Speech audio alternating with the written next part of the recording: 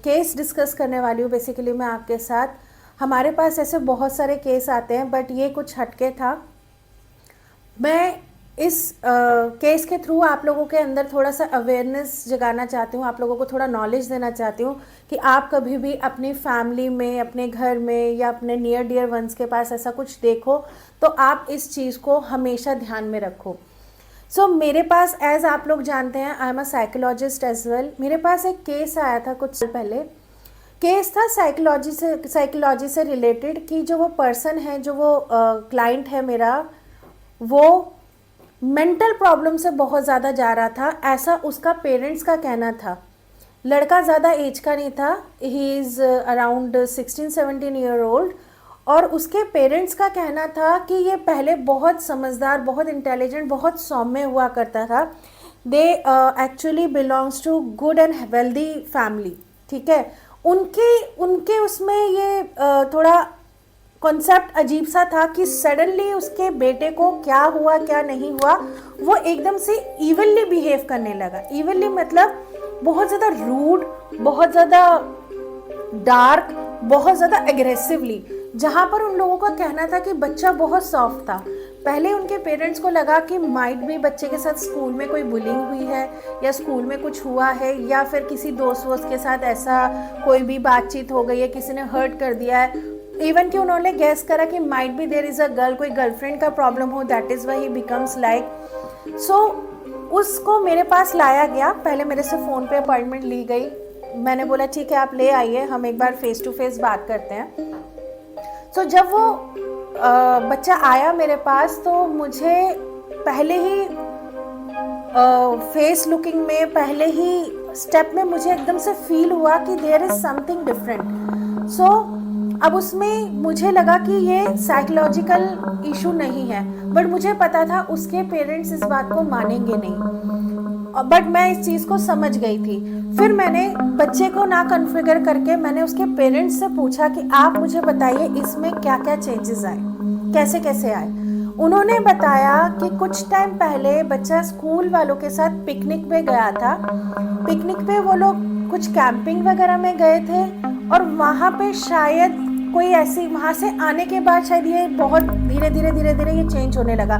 मैंने उनसे पूछा चेंजेस में क्या थे, तो उन्होंने मुझे बताया कि जैसे ये बच्चा बहुत एक ज़्यादा नॉनवेज खाने का कीन नहीं था, मतलब उसको नॉनवेज बहुत एक अच्छा नहीं लगता था, he loves to eat paneer and all, but वो बच्चा सडनली बहुत ज़्यादा नॉनवेज डिमांड करने लगा। नॉनवेज मुर्गी का नहीं, वो कहता था मुझे मटन चाहिए। उसको हमेशा, मतलब डेली एक मील में या 2 मील में मटन चाहिए ही चाहिए होता था। अगर वो नहीं देते थे तो वो खाता नहीं था, शोर मचाता था, और जो भी देते थे वो उठा के फेंक देता था। जबकि वो बच्चा ऐसा था कि आप उसको जो भी प्यार से दे रहे हो वो चुपचाप खा लेता था। स्कूल में वो लोगों को मारने पीटने लगा, डराने लगा, धमकाने लगा। घर में भी उसकी एक छोटी बहन थी, उसको भी वो बहुत मतलब डराता था, एकदम से गुस्सा करता था उसके ऊपर, बच्ची डर जाती थी। वो मतलब उसको लगता था जैसे ये मेरा ब्रदर नहीं है, और उसके पेरेंट्स को भी ऐसा फील होने लगा। ऐसे बहुत सारी एक्टिविटीज़ वो बच्चा करने लगा, और अपने कमरे के उसने सारे कर्टन्स वगैरह, विंडो वगैरह बिल्कुल क्लोज कर दिए विद द डार्क कर्टन्स। मतलब उसको लाइट कलर बर्दाश्त नहीं होता था, उसको हमेशा डार्क चाहिए होता था। वो हमेशा अंधेरे में बैठकर अपने आप को जैसे ऐसे ऐसे ऐसे करके मूवमेंट में हिलता रहता था, बैठे बैठे, और एक ही जगह देखता रहता था। पेरेंट्स के दिमाग में आया ही नहीं कि इसको कुछ और हो सकता है। उन्हें लगा साइकोलॉजिकल कुछ डिसऑर्डर, या वहाँ पे बच्चा किसी चीज़ से डर गया या कुछ ऐसा हो गया। एग्जैक्टली उनको भी नहीं पता कि कैंपिंग में क्या हुआ क्या नहीं हुआ, क्योंकि सबके लिए सब कुछ नॉर्मल था। उसके फ्रेंड्स से भी पूछा गया, सबसे पूछा गया।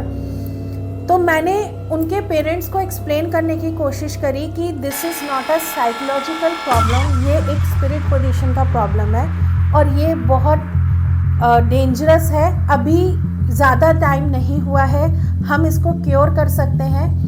अगर इसके बाद थोड़ा और टाइम हो गया तो मैं कह नहीं सकती कि ये कौन सी डायरेक्शन में जाएगा। बट उसके पेरेंट्स को लगा दैट माइट भी मैं पता नहीं क्या बोल रही हूँ, उनको ये बात समझ में नहीं आई। उन्होंने मुझसे बोला कि नहीं आप इसको करो, वरना हम किसी और के पास जाएंगे। बट मुझे पता था कि ये ऐसा नहीं होगा।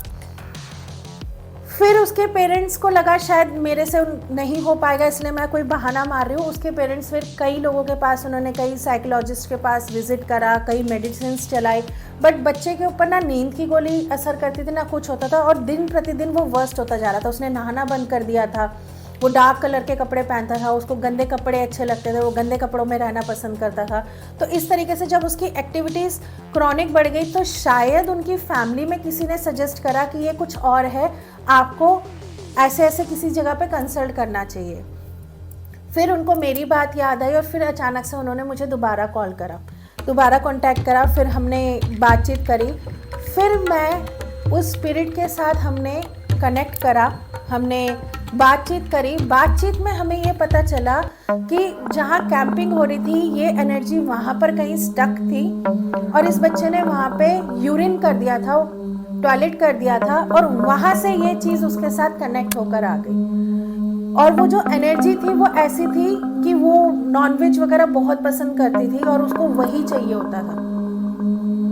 तो धीरे धीरे उस लड़के की बॉडी में निशान बनाना, उस पर कंट्रोल करने के लिए उसको पीड़ा देना, क्योंकि ऐसी एनर्जीज क्या होती है ना, जब इनको आपके ऊपर कंट्रोल चाहिए होता है ना, तो ये आपके शरीर को कमज़ोर करने की कोशिश करती है, वीक करने की कोशिश करती है। तो ये उसको शारीरिक पीड़ा पहुंचाती थी ताकि वो उसको कंट्रोल कर सके और वो मजबूरी में उसकी बात सुने। तो इन चीज़ों के दौरान उस लड़के को फिजिकल बहुत हार्म हुआ, क्योंकि उसके पेरेंट्स ने मेरे पास आने में करीब 1-1.5 साल लगा दिया था, जिसके बाद उसकी मेंटल कंडीशन बहुत ज़्यादा ड्रॉप्ड हो गई थी।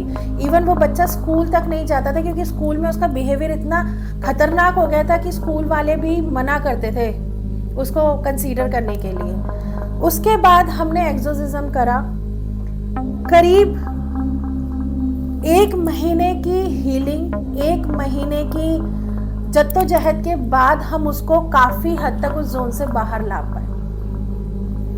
अभी भी ऐसा होता है कि हम लोग नहीं मानना चाहते, लेकिन ऐसा होता। उस बच्चे को मुझे नॉर्मल लाइफ में लाने के लिए मुझे करीब 6 to 8 मंथ्स लग गए। उसकी हीलिंग चली, एक्सोर्सिज्म चला। एक दिन में हम मिनिमम 2 बार एक्सोर्सिज्म अटेम्प्ट करते थे, क्योंकि वो एनर्जी उसको इतना जकड़ गई थी, वो निकलना नहीं चाह रही थी। तो ऐसे में हमें समझना होता है कि आप दोनों चीज़ों को कंसीडर करो। मैं ये नहीं कहती कि सिर्फ आप इसी को देखो, साइकोलॉजिकल भी होता है, बिल्कुल होता है। मैं खुद साइकोलॉजिस्ट हूँ, बट एज पर as I am a spiritual guide also, ठीक है।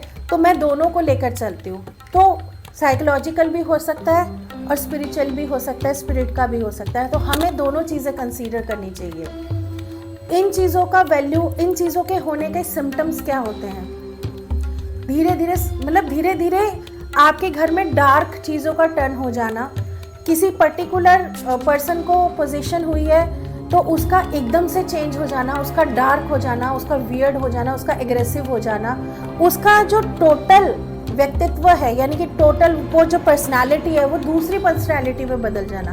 क्योंकि स्पिरिट पोजीशन में क्या होता है, आपकी अपनी पर्सनालिटी है, बट वो स्पिरिट की जो पर्सनालिटी होगी, जो भी एनर्जी आपके साथ कनेक्ट करिए, आप उसकी पर्सनालिटी में बदलने लगोगे, आप उसकी बात सुनने लगोगे।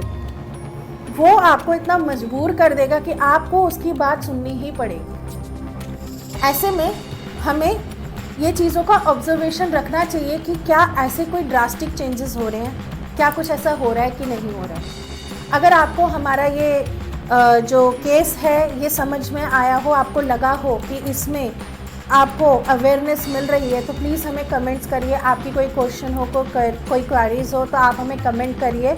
हम आपके लिए और भी ऐसे केसेस डिस्कस करने के लिए लाते रहेंगे, अवेयरनेस जागृत रखेंगे। Thank you and God bless you.